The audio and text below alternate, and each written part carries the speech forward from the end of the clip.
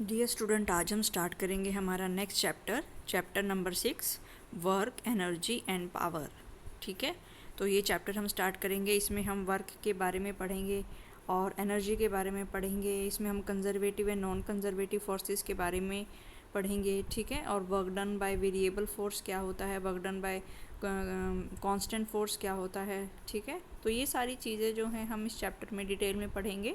तो आज के वीडियो में हम स्टडी करेंगे कि वर्क क्या होता है, वर्क की डेफिनेशन क्या होती है, इसका एसआई यूनिट क्या होता है, इसका सीजीएस यूनिट क्या होता है, इसके ग्रेविटेशनल यूनिट क्या होते हैं, एब्सोल्यूट यूनिट क्या होते हैं, इनमें क्या रिलेशन होता है। ठीक है, उसके बाद आज के वीडियो में हम करेंगे टाइप्स ऑफ वर्क जो है वो कितने टाइप्स के होते हैं। ठीक है, उसमें हम फिर positive work, zero work and negative work, इन सब के एग्जांपल्स देखेंगे। तो ये सारा जो है हम आज के वीडियो में डिस्कस करेंगे। तो वर्क जो है इसको हम वर्क जो है ये 9th क्लास में भी आप पढ़ के आए हो। इसको हम क्या कहते हैं, वर्क को हम क्या कहते हैं, किया गया कार्य। तो वर्क को हम किया गया कार्य भी कहते हैं। और 9th क्लास में हमने पढ़ा था कि जो किया गया कार्य होता है इसको इंग्लिश में हम क्या कहते हैं, it is the work done. किसी भी वस्तु के द्वारा किया गया कार्य या work done bye an object. ठीक है, तो ये हमने पढ़ा था। उसमें पढ़ा था कि अगर आप किसी भी वस्तु पे कोई भी फोर्स लगाते हो, किसी भी वस्तु पे आप कोई भी फोर्स लगाते हो और फोर्स लगाने के बाद अगर वो वस्तु जो है आपकी एस डिस्टेंस से मूव कर जाती है, ठीक है, तो उस पर किसी भी उसका जो वस्तु के जो फोर्स ने फिर वस्तु के ऊपर जो कार्य किया है आप उसको कैसे निकालते हो, किए गए कार्यों को आप कैसे निकालोगे। फिर W बराबर जो किया गया कार्य होता है जिसको हम वर्क डन कहते हैं वो किसके बराबर होता है, that is equal to force into distance या डिस्प्लेसमेंट। तो ये हम 9th क्लास में पढ़ के आए हैं कि किसी भी वस्तु पे अगर कोई भी फोर्स लगाया जाए और फोर्स लगाने के बाद अगर वो वस्तु आपकी विस्थापित हो जाती है, एस डिस्टेंस से अगर वो आपकी विस्थापित हो जाती है, ठीक है, तो वस्तु के द्वारा किया गया कार्य जो होता है फोर्स इनटू डिस्प्लेसमेंट, यानी कि W बराबर, इसको हम क्या लिख सकते हैं, W बराबर F गुना S। तो ये हम यहाँ तक जो है हम 9th क्लास में पढ़ के आए हैं। तो सबसे पहले इसकी डेफिनेशन हम देखते हैं। डेफिनेशन वर्क डन की क्या होती है, work is said to be done, work is to be done by a force when the body is displaced actually through some distance in the direction of applied force। ठीक है, कि किसी भी वस्तु पे अगर आपने कोई भी फोर्स लगाया है, ठीक है, किसी भी वस्तु पे आपने कोई भी फोर्स लगाया है और वो जो बॉडी आपकी डिस्प्लेस हो जाती है थ्रू सम डिस्टेंस, किसी भी बॉडी पे आपने कोई भी फोर्स लगाया है, बॉडी के ऊपर आपने फोर्स लगाया है और वो है आपकी डिस्प्लेस हो जाती है। डिस्प्लेस का मतलब वो डिस्टेंस ट्रैवल करती है, डिस्प्लेस का मतलब डिस्टेंस ट्रैवल करती है थ्रू सम डिस्टेंस, कुछ डिस्टेंस तक वो डिस्टेंस को ट्रैवल करती है in the direction of applied force. तो जिस डायरेक्शन में आपने फोर्स को अप्लाई किया है उसी डायरेक्शन में वो बॉडी कितना डिस्टेंस अप्लाई करती है, ठीक है, तो हम कहते हैं कि उस वस्तु पे फोर्स ने क्या किया है, फोर्स ने उस पे वर्क डन किया है। तो ये इसमें बताया गया जो मैंने आपको फिगर में बताया है। ठीक है, तो फिगर में भी ये बताया कि कोई भी जो ये ऑब्जेक्ट है, इस ऑब्जेक्ट पे अगर आप कोई भी फोर्स लगाते हो और फोर्स लगाने के बाद वो बॉडी जो है कुछ डिस्टेंस से डिस्प्लेस हो जाती है, ठीक है, तो हम कहते हैं कि बॉडी के ऊपर क्या हुआ है, बॉडी के ऊपर वर्क डन हुआ है, बॉडी के ऊपर वर्क डन हुआ है। ठीक है, फिर हम देखते हैं कि यहाँ पे however when there is no displacement, however when there is no displacement in the direction of applied force no work is done। ठीक है, तो इसमें क्या कहा है कि अगर फोर्स की डायरेक्शन में, जिस डायरेक्शन में हमने फोर्स लगाया है, फोर्स की डायरेक्शन में अगर कोई डिस्प्लेसमेंट नहीं है, फोर्स की डायरेक्शन में अगर डिस्प्लेसमेंट की वैल्यू 0 है तो वर्क डन की वैल्यू भी क्या होगी, 0 के बराबर होगी। ठीक है, that is work done is zero, that is work done is zero when the displacement of the body in the direction of force is zero।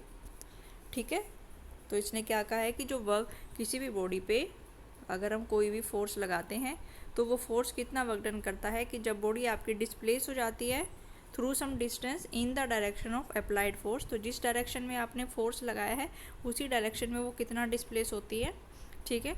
और अगर फोर्स की डायरेक्शन में डिस्प्लेसमेंट की वैल्यू 0 है तो उस पर लगने वाले जो वर्क डन की वैल्यू होगी वो भी 0 होगी, ठीक है। तो फिर इसमें नेक्स्ट इसमें समझाया गया है कि कैसे हम इसमें अभी तो फोर्स जो है इसमें पहले हमने ये कोई बॉडी है इस पर हमने ऐसे फोर्स लगाया था, ठीक है, और ये आपकी डिस्प्लेस हो जाती है, ऐसे फोर्स लगा के ये आपकी डिस्प्लेस हो जाती है। लेकिन अब हमारा जो फोर्स है वो हमारा किसी एंगल पे होगा। तो यहाँ पे जो है हम फोर्स को कैसे निकालेंगे, in fact work done by the force, in fact जो work done by the force होता है that is the product of, वो किस किस का प्रोडक्ट होता है, component of force in the direction of displacement and magnitude of the displacement. तो ये हमारी एक्चुअल डेफिनेशन है वर्क डन की, कि जो वर्क डन होता है that is the product of, वो प्रोडक्ट होता है किस किस का प्रोडक्ट होता है, component of force in the direction of displacement, force का जो कंपोनेंट है डायरेक्शन की डिस्प्लेसमेंट में कितना है and magnitude of the displacement. तो ये आपकी एक्चुअल डेफिनेशन होती है फोर्स की। तो इसको हम कैसे लिखेंगे, ठीक है।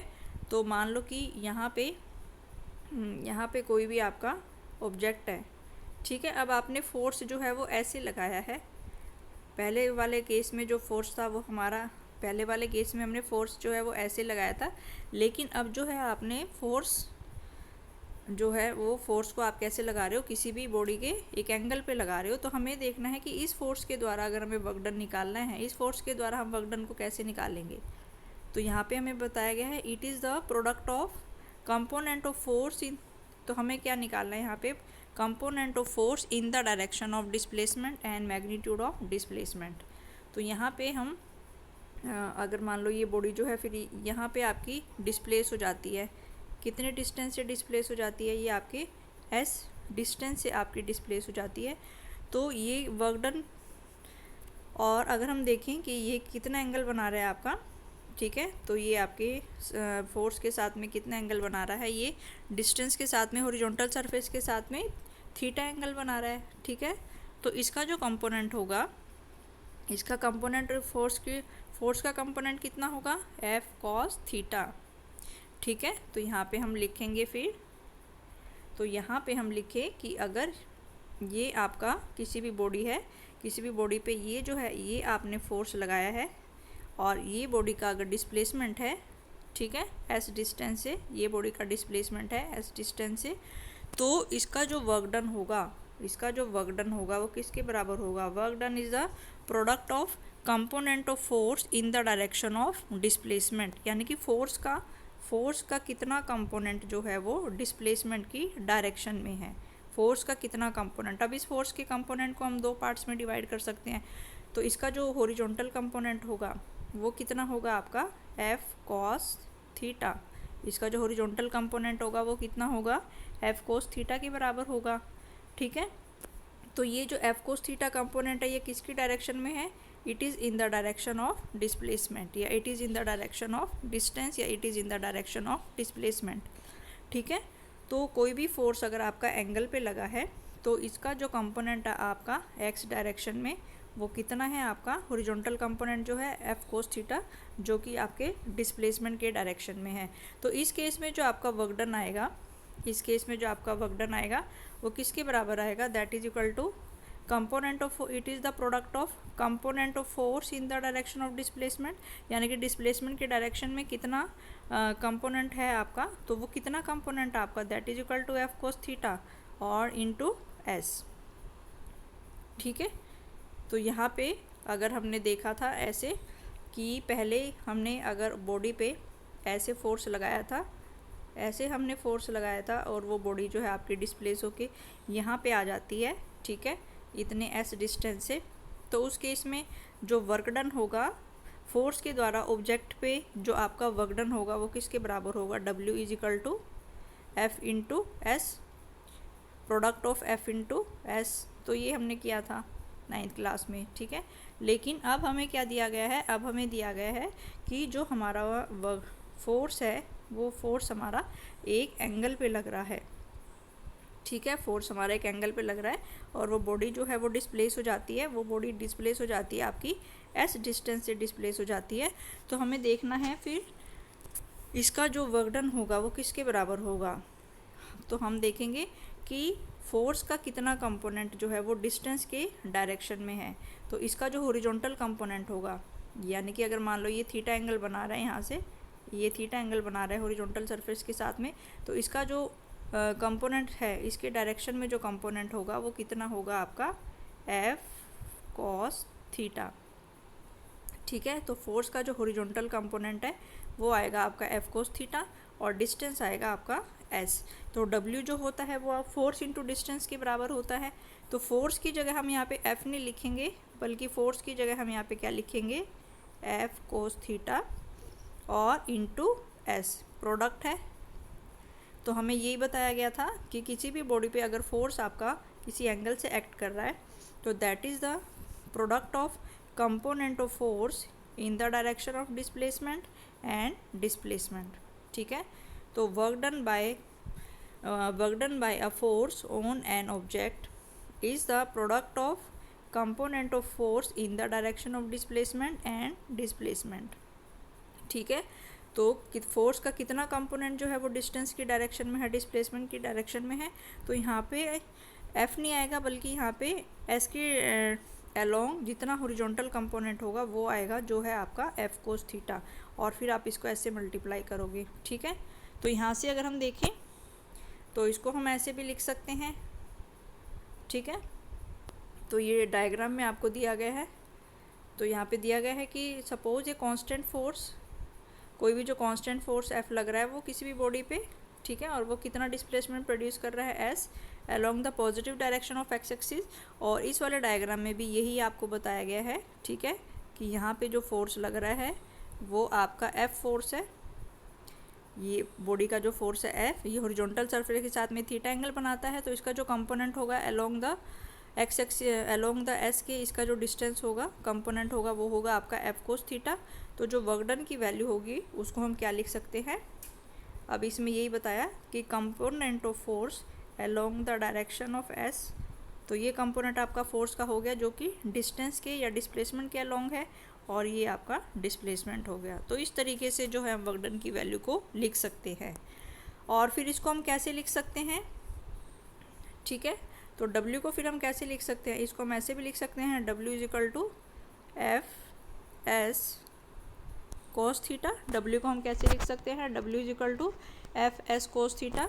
तो हमें पता है कि अगर हमें कोस थीटा जो है वो किससे होता है, ये आपका डॉट प्रोडक्ट होता है, ठीक है। अगर हम यहाँ पे लिखें A vector dot B vector, तो ये किसके बराबर आएगा, it is equal to A B cos theta, इसके बराबर आएगा। तो ऐसे ही हम वर्क डन को क्या लिख सकते हैं, वर्क डन हमारे पास दिया हुआ है W is equal to F S cos theta.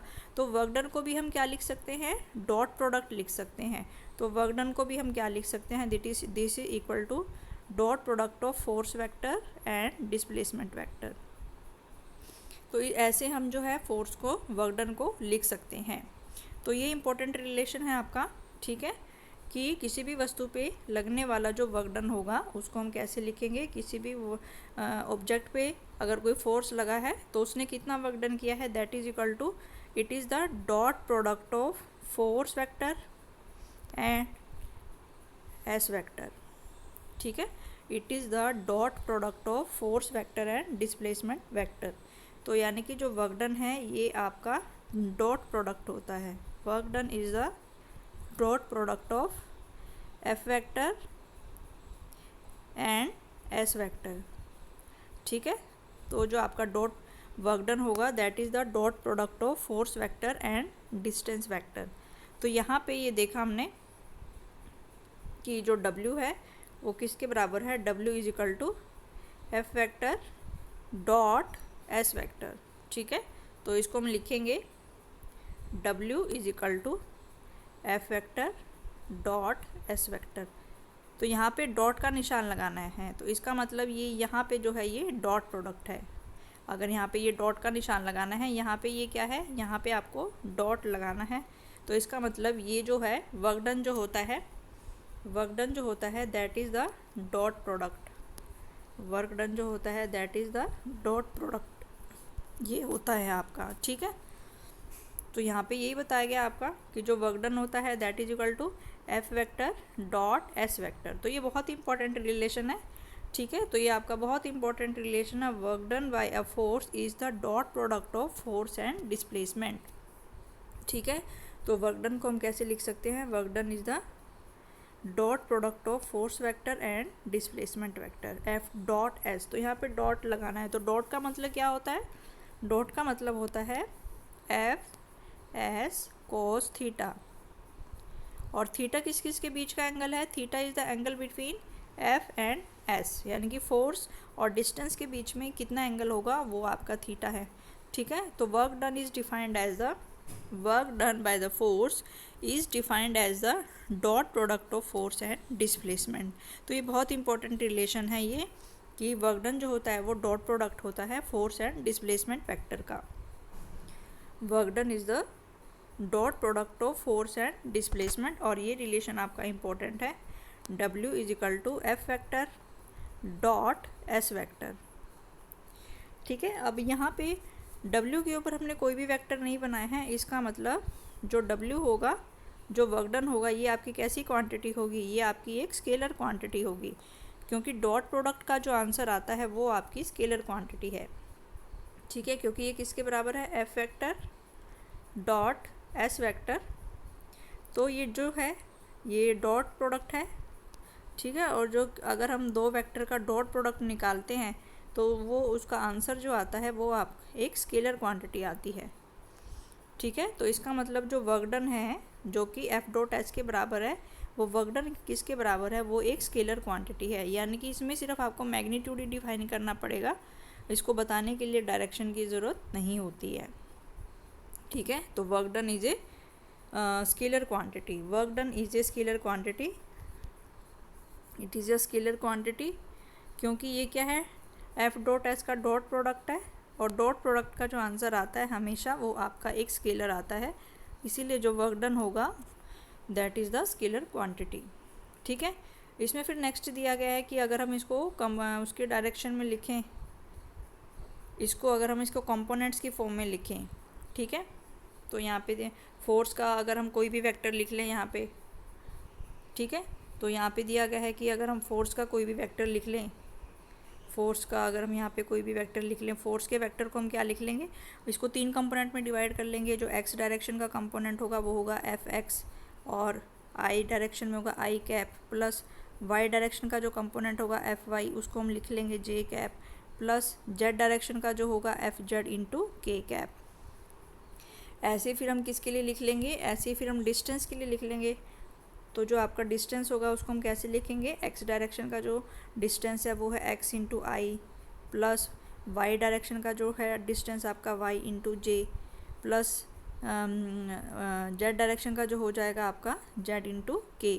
तो इस तरीके से फिर हम एफ़ की वैल्यू भी लिख लेंगे, यहाँ पे एफ़ को वेक्टर की फॉर्म में लिख लेंगे, ऐसे ही जो आपका डिस्टेंस है उसको भी वेक्टर की फॉर्म में लिख लेंगे। फिर हमें क्या निकालना है, दोनों का डॉट प्रोडक्ट निकालना है, यानी कि अगर यहाँ पे न्यूमेरिकल में आपको फोर्स का कोई भी वेक्टर दिया हो सकता है, डिस्प्लेसमेंट का कोई भी वेक्टर दिया हो सकता है, तो अगर आपको वर्क डन की वैल्यू निकालनी है आप उसके डॉट प्रोडक्ट से निकालोगे। ठीक है, तो यहाँ पे डॉट प्रोडक्ट निकाल लोगे आप। डॉट प्रोडक्ट निकालने के लिए फिर हम क्या करते हैं यहाँ पे, ठीक है, कि यहाँ पे हम देखें कि जो आई डॉट आई होगा वो 1 के बराबर होगा, आई डॉट आई जो होता है वो 1 के बराबर होता है, और ये आ जाएगा आपका x इंटू एफ एक्स। ठीक है, फिर प्लस आई डॉट जे जो है, आई डॉट जे हम करेंगे तो ये 0 होगा, आई डॉट के जो है ये भी 0 होगा। ठीक है, फिर जे डॉट आई जो है, तो पहले हम इसमें क्या करेंगे, इसमें हम पहले जो है डॉट प्रोडक्ट निकालने के लिए हम इसको देखेंगे, इसमें ये डॉट प्रोडक्ट तो पहले हम इसका आई का करेंगे। ठीक है, इस आई का पहले हम इन तीनों के साथ करें, यहाँ पे इन तीनों के साथ में, तो जो आई डॉट आई होता है वो 1 होता है, तो इनको मल्टीप्लाई करके आ जाएगा आपका x इंटू एफ एक्स, फिर आई का जे के साथ में करोगे, आई डॉट जे की वैल्यू जो है वो ज़ीरो आएगी, ठीक है, और आई डॉट के की वैल्यू जो है वो भी ज़ीरो आएगी। तो यानी कि फर्स्ट 3 को मल्टीप्लाई करके हमारे पास सिर्फ यही वाली टर्म आएगी।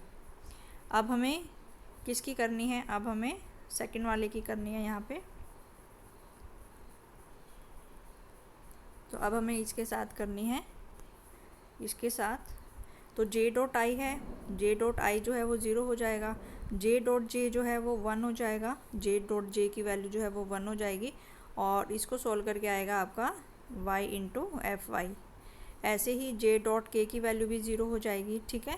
ऐसे ही फिर हम नेक्स्ट करेंगे, नेक्स्ट हम करेंगे इसके साथ में, नेक्स्ट हम इसके साथ में करेंगे। तो के डॉट आई की वैल्यू ज़ीरो हो जाएगी, के डॉट जे की वैल्यू ज़ीरो हो जाएगी, और के डॉट के की वैल्यू जो है वो 1 आएगी। तो यहाँ पे आएगा आपका z इंटू एफ जेड। तो ये आंसर आएगा आपका डॉट प्रोडक्ट करके। तो डॉट प्रोडक्ट को कैसे सोल्व करते हैं ये भी मैं आपको बता दूंगी, ठीक है। तो यहाँ पे कोई भी 2 वेक्टर आपके गिवन थे, एक फोर्स का वेक्टर गिवन था, एक आपके पास डिस्प्लेसमेंट का वेक्टर गिवन था। तो आप उसका डॉट प्रोडक्ट निकाल के उसके वर्क डन की वैल्यू को फाइंड आउट कर सकते हैं। तो यहाँ पे यही आपको बताया गया है, ठीक है। तो इस वाले क्वेश्चन में हमने इसके डेफिनेशन के बारे में पढ़ा कि जो आपका वर्क डन होता है, इसके डेफिनेशन में हमने पढ़ा कि जो वर्क डन होता है that is the dot product of F vector, force vector and displacement vector. और जो वर्क डन होता है वो आपकी एक स्केलर क्वांटिटी होती है, ठीक है। इसके बाद यहाँ पे दिया गया है dimension and unit of work. इसमें हमें फिर करना है कि जो आपके डायमेंशंस होंगे यहाँ पे, ये इसकी डायमेंशंस निकालनी है और इसका यूनिट निकालना है। तो वर्क डन तो हमें पता है किसके बराबर होता है, फोर्स इंटू डिस्टेंस के, फोर्स इंटू डिस्टेंस के बराबर होता है। तो फोर्स का डायमेंशन फॉर्मूला क्या होता है, तो फोर्स का जो डायमेंशन फॉर्मूला होगा वो क्या आएगा, M L T minus two into फिर डिस्टेंस का क्या आएगा, एल। तो दोनों को हम मल्टीप्लाई कर देंगे तो ये आ जाएगा आपका M L two T minus two. तो ये आपका वर्क डन का डायमेंशन फॉर्मूला आएगा, ठीक है। तो फॉर्मूले से ही आप उसका डायमेंशन फॉर्मूला निकाल सकते हो, ठीक है। तो फोर्स का जो डायमेंशन फॉर्मूला होगा, वर्क डन का जो होगा फोर्स इंटू डिस्टेंस, फोर्स का होता है M L T minus two और डी का होता है एल। तो दोनों को मल्टीप्लाई करके जो आंसर आएगा वो आएगा M L two T minus two. तो ये वर्क डन का डायमेंशन फॉर्मूला होता है। इसके बाद इसकी जो यूनिट्स होती हैं वो 2 यूनिट्स होती हैं। पहली यूनिट जो होती है वो एब्सोल्यूट यूनिट है, और दूसरी यूनिट जो होती हैं वो आपकी ग्रेविटेशनल यूनिट होती है। तो जो यूनिट है उसको भी आप किससे निकाल सकते हो, यूनिट को भी आप उसके फॉर्मूले से निकाल सकते हो, ठीक है। तो सबसे पहली जो इसमें पहली जो एब्सोल्यूट यूनिट होती हैं, इनको हम जो एसआई सिस्टम में और सीजीएस सिस्टम में जो आपकी एब्सोल्यूट यूनिट होती हैं वो होती है जूल वर्क डन की, ठीक है। जो आपका वर्क डन होता है उसकी एसआई सिस्टम में जो यूनिट होता है, एसआई सिस्टम में उसके यूनिट को हम क्या लिखते हैं, एसआई सिस्टम में उसके यूनिट को हम जूल लिखते हैं, ठीक है। तो एसआई सिस्टम में उसका एब्सोल्यूट यूनिट क्या होगा, जूल। और किसी भी वस्तु पे लगने वाला जो फोर्स है उसको हम 1 जूल कब कहेंगे, क्योंकि फॉर्मूला क्या है आपका W is equal to F into D. यानी कि किसी भी वस्तु पे लगने वाले फोर्स को हम 1 जूल कब कहेंगे, जो फोर्स की वैल्यू कितनी है 1 न्यूटन और डिस्टेंस की वैल्यू कितनी है 1 मीटर। तो ये आपका 1 जूल होगा कि अगर किसी भी वस्तु पे लगने वाला फोर्स जो है वो 1 न्यूटन है और डिस्टेंस जो है वो 1 मीटर है, तो फोर्स की वैल्यू जो होगी वो 1 जूल के बराबर होगी। तो ये इसमें बताया गया है। फिर वर्क डन को हम 1 जूल कब कहेंगे, when force of 1 newton, 1 newton का फोर्स लगाते हो actually moves a body through a distance of 1 metre in the direction of force. कि अगर आप किसी भी बॉडी पे कोई भी फोर्स लगाते हो, फोर्स की वैल्यू जो है वो 1 न्यूटन है और वो बॉडी कितने डिस्टेंस से मूव कर जाती है, 1 मीटर के डिस्टेंस से मूव कर जाती है in the direction of force, तो work done is said to be 1 joule. तो वर्क डन जो होगा वो 1 जूल के बराबर होगा। तो इसको हम ऐसे भी लिख सकते हैं 1 joule is equal to 1 metre, और इसको हम क्या लिख सकते हैं, न्यूटन मीटर भी लिख सकते हैं। तो ये आपका एसआई सिस्टम में एब्सोल्यूट यूनिट हो गया। अब इसके बाद जो है सीजीएस सिस्टम में इसका, सीजीएस सिस्टम में जो है इसका वर्क डन की वैल्यू कितनी होगी, तो सीजीएस सिस्टम में जो वर्क डन की वैल्यू होती है वो क्या होती है, अर्ग्स होती है, अर्ग। और किसी भी बॉडी पे लगने वाले फोर्स की वैल्यू जो है वो 1 अर्ग कब होगी, जब फोर्स आप कितना लगा रहे हो, फोर्स आप कितना लगा रहे हो। तो यहाँ पे क्योंकि पता है आपको W की वैल्यू किसके बराबर होती है, फोर्स इनटू डिस्प्लेसमेंट। अब आप किसकी बात कर रहे हो, आप CGS सिस्टम की बात कर रहे हो, ठीक है। तो CGS सिस्टम में जो वर्क डन की जो यूनिट होती है वो होती है आपकी अर्ग, ERG, अर्ग इसको हम कहते हैं। यानी कि फोर्स आप कितना लगाओगे, 1 डाइन का लगाओगे, और डिस्टेंस आपका कितना मूव करेगा, 1 सेंटीमीटर का डिस्टेंस, ठीक है।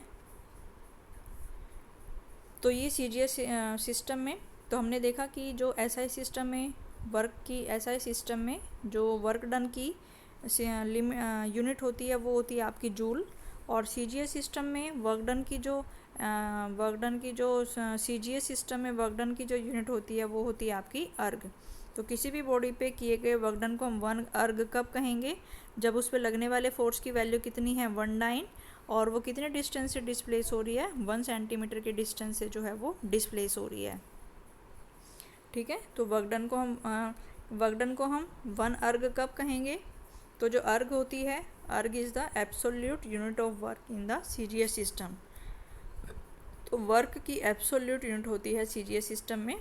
तो किसी भी बॉडी पे अगर लगने वाले फोर्स की वैल्यू 1 डाइन है और moves through a distance of 1 centimetre in the direction of applied force, कि यदि 1 अर्ग हम कब कहेंगे, जब लगने वाले फोर्स की वैल्यू 1 डाइन है और डिस्टेंस 1 सेंटीमीटर है, तो हम कहेंगे कि उस पर कितना कार्य हुआ है, कितना वर्क डन हुआ है, 1 अर्ग का कार्य उस पर हुआ है, ठीक है। तो यहाँ पे हमने फिर देखा कि जो आपकी एब्सोल्यूट यूनिट होती हैं, वर्क की जो एब्सोल्यूट यूनिट होती हैं, SI सिस्टम में जो होती है उसे हम जूल कहते हैं, और CGS सिस्टम में जो वर्क डन की वैल्यू होती है, CGS सिस्टम में जो वर्क डन की वैल्यू होती है वो अर्ग होती है।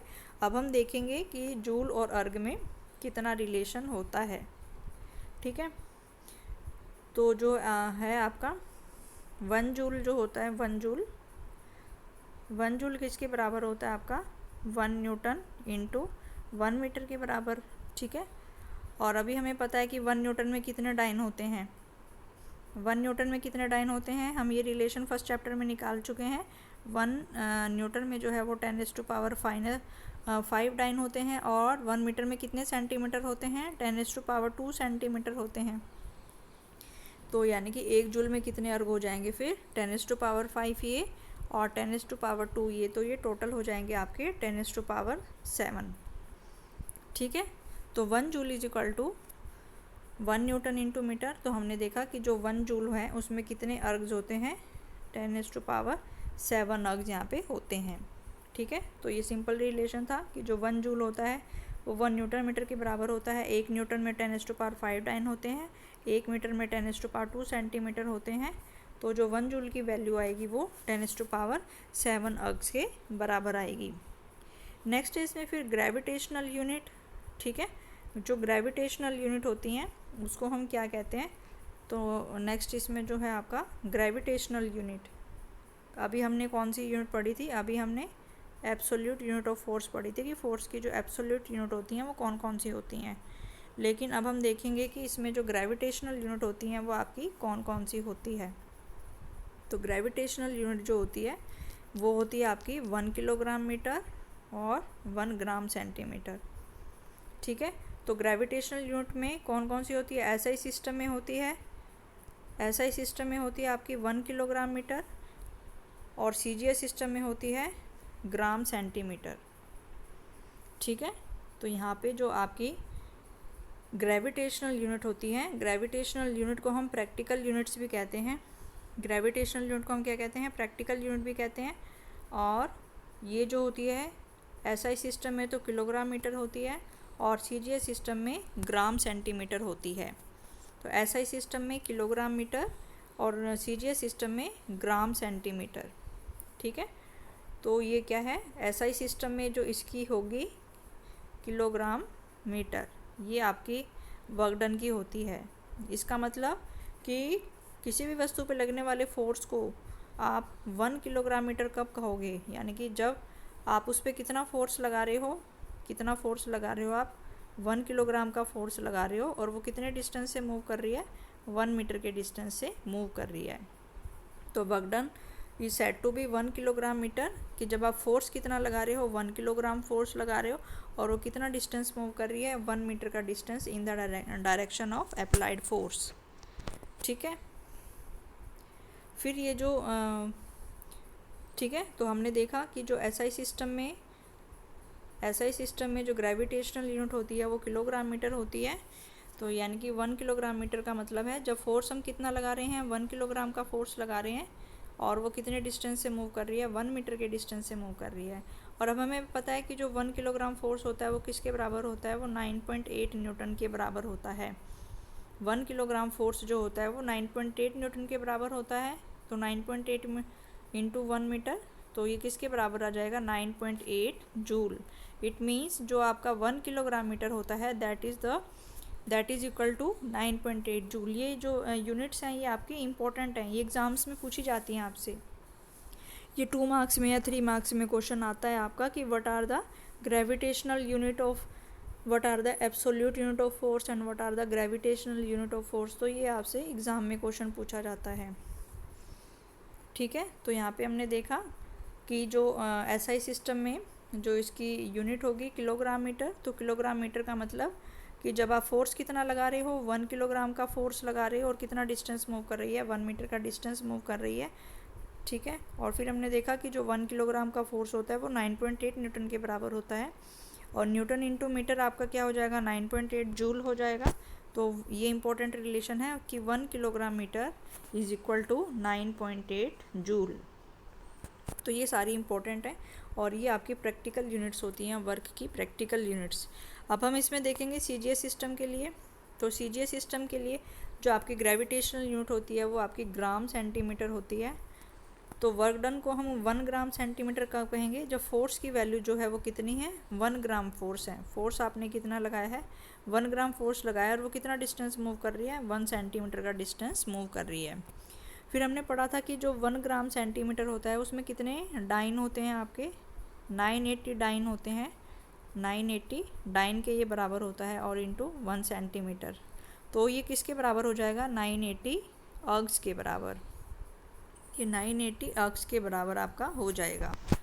ठीक है, तो यहाँ पे यही बताया गया है कि जो आपका 1 ग्राम फोर्स होता है वो 1 ग्राम सेंटीमीटर का जो वर्क डन होता है वो कब होता है, जब आपने फोर्स कितना लगाया है, 1 ग्राम फोर्स लगाया है।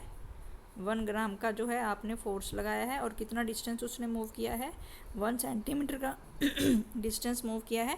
अब 1 ग्राम फोर्स जो है वो किसके बराबर होता है, वो 980 डाइन के बराबर होता है। तो it is equal to 980 dyne और ये हो गया आपका 1 सेंटीमीटर। तो ये हो जाएगा आपका 980 डाइन सेंटीमीटर। तो जो डाइन सेंटीमीटर है वो किसके बराबर होता है, डाइन सेंटीमीटर अर्ग के बराबर होता है। तो ये हो जाएगा आपका 980 अर्ग्स। ठीक है, तो ये रिलेशन हमने निकाल लिया कि जो 1 ग्राम सेंटीमीटर होता है उसमें कितने अर्ग्स होते हैं, 980 अर्ग्स होते हैं। और जो आपका 1 किलोग्राम होता है वो उसमें कितने जूल होते हैं, 9.8 जूल होते हैं। तो ये बहुत इंपॉर्टेंट है। तो यहाँ पे हमने देखा कि यूनिट्स हमने इसमें हमने किया कि जो वर्क डन का जो डायमेंशन आएगा वो किसके बराबर आएगा, ml/2 t-2। इसके बाद फिर हमने देखा कि इसकी जो यूनिट्स होती हैं वो 2 टाइप्स की होती हैं, एक एब्सोल्यूट यूनिट होती हैं, एक आपकी ग्रेविटेशनल यूनिट होती है। फिर हमने देखा कि जो एब्सोल्यूट यूनिट होती हैं उसमें एसआई सिस्टम में जो है वो जूल होती है और सीजीएस सिस्टम में जो है वो अर्ग होती है। ठीक है, और दोनों के बीच में क्या रिलेशन होता है कि जो 1 जूल होता है दैट इज़ इक्वल टू 10⁻⁷ अर्ग्स। ये भी आपका इम्पोर्टेंट रिलेशन है। ठीक है, ये रिलेशन भी आपका इम्पोर्टेंट रिलेशन है कि जो 1 जूल होता है उसमें कितने अर्ग्स होते हैं, 10⁻⁷ अर्ग्स इसमें होते हैं। इसके बाद हमने फाइंड आउट किया कि जो आपकी ग्रेविटेशनल यूनिट है वो आपकी 2 टाइप की होती हैं। ग्रेविटेशनल यूनिट 2 टाइप की होती हैं, एसआई सिस्टम में किलोग्राम मीटर होती है और 1 किलोग्राम मीटर में जो है 9.8 जूल होते हैं। और सीजीएस सिस्टम में जो है वो ग्राम सेंटीमीटर होती है और जो आपका ग्राम सेंटीमीटर होता है वो 980 अर्ग्स के बराबर होता है। ठीक है, तो डियर स्टूडेंट, इस वीडियो में हमने देखा कि जो आपके फोर्स की, इस वाले वीडियो में हमने देखा कि वर्क डन की क्या डेफिनेशन होती है। It is the dot product of force vector and displacement vector. ठीक है। तो इसमें हमने निकाला कि जो वर्क डन होता है वो किसके बराबर होता है, it is the dot product of force vector and displacement vector. फिर हमने देखा कि जो वर्क डन होता है वो आपका एक स्केलर क्वांटिटी होती है। फिर हमने निकाला कि इसमें जो वर्क डन का डायमेंशन फॉर्मूला आएगा वो क्या आएगा, ml/t-2, ठीक है। फिर हमने देखा कि इसका जो SI सिस्टम में इसका जो CGS यूनिट है, SI सिस्टम में इसका जो यूनिट होता है वो होता है जूल, और CGS सिस्टम में वर्क डन का जो यूनिट होता है वो होता है आपका अर्ग।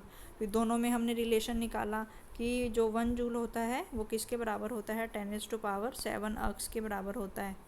इसके बाद फिर हमने ग्रेविटेशनल यूनिट निकाली। तो CGS सिस्टम में SI सिस्टम में वो होती है आपकी किलोग्राम मीटर, और CGS सिस्टम में होती है वो आपकी ग्राम सेंटीमीटर। फिर हमने देखा कि ये इसमें कितने जूल होते हैं, इसमें 9.8 जूल होते हैं, और इसमें 980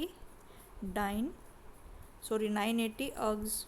तो ये किसके बराबर होती है, ये 980 अर्ग्स के बराबर होती है। ठीक है। तो ये सारा हमने इस वीडियो में किया है। तो सभी को ये अपने आप से रीडिंग करनी है, और ये जो हमारी इंपॉर्टेंट डेफिनेशंस हैं, इनका जो डायमेंशन फॉर्मूले हमने फाइंड आउट किए हैं, जो इनकी यूनिट्स हमने फाइंड आउट की है, तो वो सभी पॉइंट्स आपको अपनी नोटबुक में नोट करने हैं, और इनकी जो है NCERT वाली बुक में से भी खुद से आपको रीडिंग करनी है। Thank you.